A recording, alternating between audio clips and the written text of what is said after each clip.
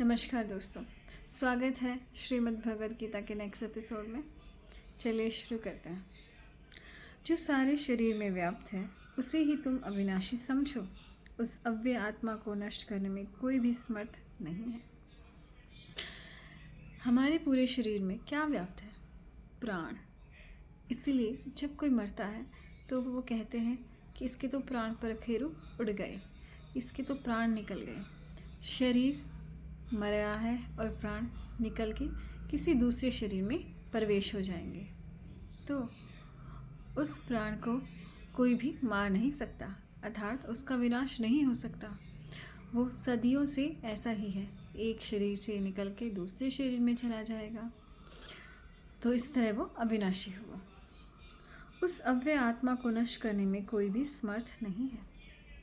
आपने देखा होगा कि साइंटिस्ट ने कितनी हमने आजकल उन्नति कर ली, लेकिन कोई भी उस आत्मा को मारने में समर्थ नहीं हुआ और ना ही उस आत्मा को कोई पैदा कर सका। किसी भी चीज़ को आप जो साइंटिस्ट है वो उन्होंने हर निर्जीव वस्तु का निर्माण किया, लेकिन जिस भी वस्तु में प्राण है वो उस चीज़ को नहीं बना सकते।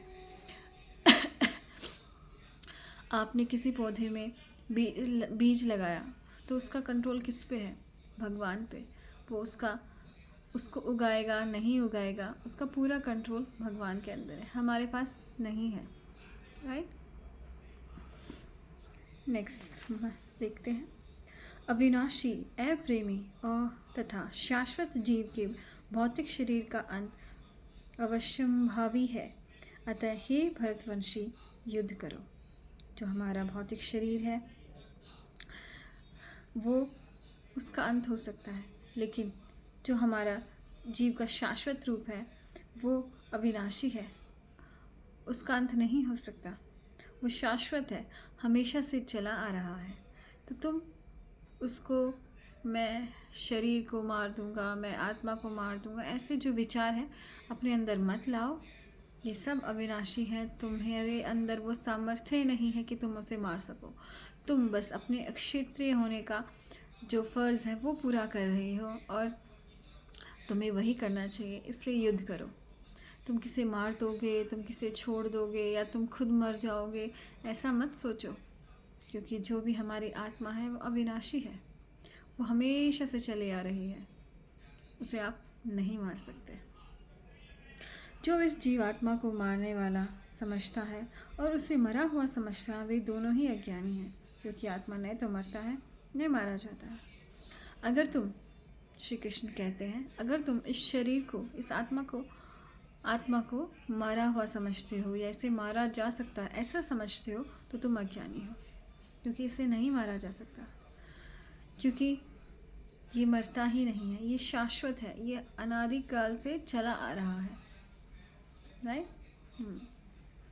तो अपने ऊपर बोझ मत लो कि मैं इस आत्मा को मार दूंगा, फिर तो ये कभी जन्म ही नहीं लेंगे। ऐसा नहीं है। जिसने जैसे कर्म किए हैं वो उसी के अकॉर्डिंग उनका नया जन्म हो जाएगा। आत्मा के लिए किसी भी काल में न तो जन्म है न मृत्यु है। वह न तो कभी जन्मा है न जन्म लेता है और न जन्म लेगा। वह अजन्मा, नित्य, शाश्वत और पुरातन है। शरीर के मारे जाने पर वह मारा नहीं जाता। अब बार बार श्री कृष्ण को एक ही बात समझा रहे हैं अलग अलग तरीके से, कि ये बार बार जन्म लेगा, लेकिन ये कभी मारा नहीं जा सकता है, ये अपना सिर्फ शरीर बदलेगा। हे पार्थ, जो व्यक्ति यह जानता है कि आत्मा अविनाशी है, अजन्मा, शाश्वत तथा अव्यय है, वह भला किसी को कैसे मार सकता है या मरवा सकता है? अब जिसने ये जान लिया कि आत्मा अमर है, वो किसी को कैसे मारेगा? नहीं मार सकता ना, क्योंकि ये तो शरीर है, ये तो वैसे भी मरना है एक दिन। ये तो सिर्फ एक उसका साधन है। राइट। आत्मा को हम नहीं मार सकते और ना ही इससे किसी से मरवा सकते, क्योंकि कोई ऐसा बंदा है ही नहीं जो जिसमें ये सामर्थ्य हो। राइट। जिस प्रकार मनुष्य पुराने वस्त्रों को त्याग कर नए वस्त्र धारण करता है, उसी प्रकार आत्मा पुराने तथा व्यर्थ के शरीरों को त्याग कर नवीन भौतिक शरीर धारण करता है। जी। एग्ज़ाम्पल दे दिया। जैसे हमारे जो पुराने वस्त्र हैं वो स्टार्टिंग में बहुत अच्छे होते हैं, हमें अच्छा लगता है, फिर जब वो पुराने हो जाते हैं और इधर उधर से फटने लग जाते हैं तो हम उनका त्याग कर देते हैं। उसी तरह से जो आत्मा है वो एक शरीर को धारण करती है, उसे अपने रूप स्वरूप को जानने के लिए प्रेरित करती है। अगर वो उसे जान लेता है तो वो मोक्ष प्राप्त कर लेता है, अगर वो उसे नहीं जानता तो वो मर जाता है और नेक्स्ट शरीर में चला जाता है, राइट। जैसे आपको मोक्ष मिलता है तो उस समय आपकी जो आत्मा है वो थोड़े दिन के लिए या बहुत सारे दिनों के लिए, वर्षों के लिए, सदियों के लिए मोक्ष को प्राप्त कर लेती है। लेकिन जैसे उसके पुण्य कर्म खत्म होते हैं वो दोबारा शरीर को प्राप्त कर लेती है, नई सृष्टि में चली जाती है। सृष्टियाँ भी बनती रहती हैं और टूटती रहती हैं, राइट। तो इस तरह से जो आपका जो शरीर है, उस जो आपको मिला है उसको, उसका फ़ायदा उठाइए, उसको अपना साधन बना के मोक्ष को पाने की आपको कोशिश करनी है।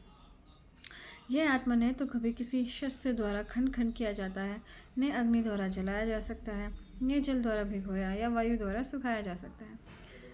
ये सब आत्मा के बारे में बात हो रही है। लेकिन जो हमारा शरीर है उसे आप मार सकते हो, उसे खंड खंड कर सकते हो, उसे आप जला भी सकते हो, आप उसे भिगो भी जा सकते हो, आप उसे सुखाया भी जा सकता है, राइट। तो कई बार हम बोलते हैं कि अरे उस दुख ने तो मुझे सुखा दिया अंदर से, तो वो आत्मा को नहीं सुखाया है, वो आपके मन को सुखाया है जो कमज़ोर हो गया है।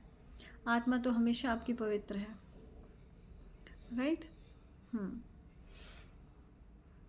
यह आत्मा अखंडित तथा अघुलनशील है। इसे न तो जलाया जा सकता है, न ही सुखाया जा सकता है। यह शाश्वत स्वरूप, यह अविकारी, स्थिर तथा सदैव एक सा रहने वाला है। यह हमेशा एक जैसी रहती है, इसमें कोई फेरबदल नहीं होता है, क्योंकि अगर इसमें फेरबदल होगा तो इसका विकास होगा तो इसका अंत भी होगा। इसलिए आत्मा में कभी कोई फेरबदल नहीं होता, वो जैसी है वो हमेशा वैसी ही रहती है।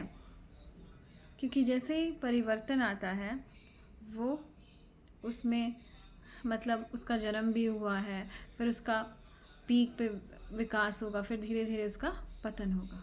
लेकिन आत्मा में ऐसा नहीं होता है, वो हमेशा एक जैसी रहती है, विशुद्ध आत्मा, राइट। इसी तरह आपने देखा होगा जब बच्चे पैदा होते हैं तो सारे बच्चे अच्छे होते हैं, लेकिन धीरे धीरे उनमें परिवर्तन आता है, फिर वो बदलते हैं। लेकिन आत्मा में नहीं है, ऐसा नहीं है, वो हमेशा एक जैसी रहती है, विशुद्ध आत्मा। तो आप कभी किसी इंसान को बोले अरे ये तो पाप आत्मा है, ऐसा नहीं है, सब विशुद्ध आत्माएं हैं, राइट। जो हमारा मन है, इंद्रियां हैं, वो उसमें चेंजेस आता है, इसलिए तो हम सब मोक्ष को प्राप्त कर सकते हैं। क्यों? क्योंकि हमारे सबके पास पवित्र आत्माएं हैं, लेकिन जो हमारी मन और इंद्रियां हैं उनमें विकार आ गए हैं। जैसे हम उनके विकारों को ठीक करते हैं, हमारी आत्मा पवित्र है ही, उसे अपना सही रूप मिल जाता है, राइट। यह आत्मा अव्यक्त, अकल्पनीय तथा परिवर्तनीय है कहा जाता है। यह जानकर तुम्हें शरीर के लिए शोक नहीं करना चाहिए। अभी आगे यही बताया है कि जो आत्मा है इसकी आप कल्पना भी नहीं कर सकते हो, राइट। जैसे आप किसी की कल्पना करोगे तो उसका आकार बनाओगे, कुछ करोगे, तो इसका तो आकार ही नहीं है ना, ये तो अकल्पनीय है, इसकी आप कल्पना भी नहीं कर सकते। तो इस आत्मा का तुम कल्पना भी नहीं कर सकते, ना ऐसे व्यक्त कर सकते। तो इन सब चीज़ों से तुम परे हट जाओ, और जो तुम शरीर के लिए शोक कर रहे हो वो मत करो, क्योंकि ये तो शरीर है, सिर्फ शरीर, इसे तो वैसे भी मरना है, राइट। तो आज के लिए इतना ही, आशा करती हूँ आपको पसंद आया होगा। धन्यवाद।